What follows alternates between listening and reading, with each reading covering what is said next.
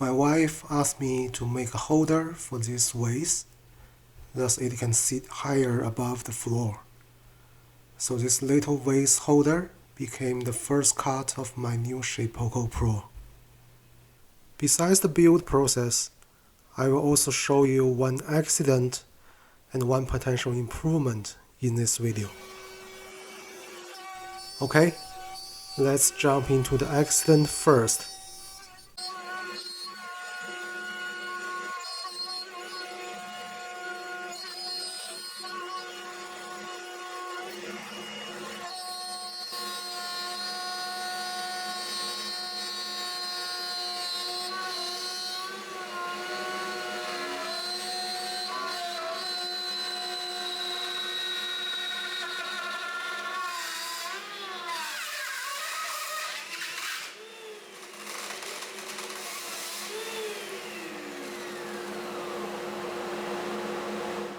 So this is what happened. The bit became loose somehow and gradually dropped from the collet. So it cut it deeper and deeper until cut it into the T-track. Because the side wall of the T-track is too thick, the bit was stuck there. This accident happened partially because I did not tighten the bit enough, partially because the wrench provided with the router is too soft. It was bended already.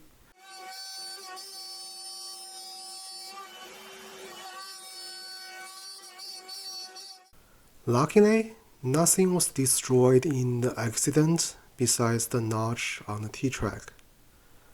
The workpiece was still fine, so I could just restart the machine, tighten the bit, load a new G-code file, and continue the cut. In the new G-code file, to play safe, I just lowered the feed rate and the depth of each pass. Everything went smoothly afterwards.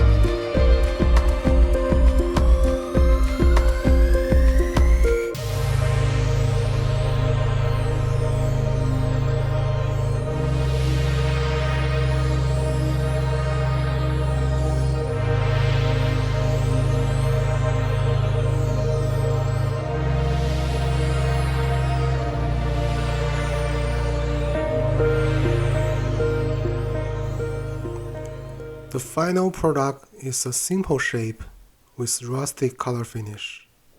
The flat sheen of the top coat helps to keep the rustic look of the gray stain. But when touching it, the surface is actually quite smooth.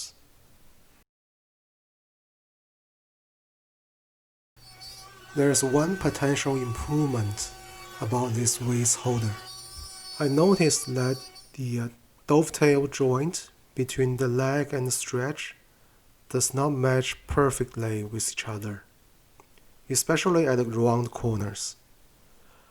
I thought about it for a while and guessed it might be caused by the size of corner in my design. I used a 1/4" end mill on CNC, so I designed the round corners as 1/8 radius in Fusion 360. In this case, there is no room for the cutter to move when cutting the inner corners. So the inner corner on the actual product may not be exact 1/8 radius.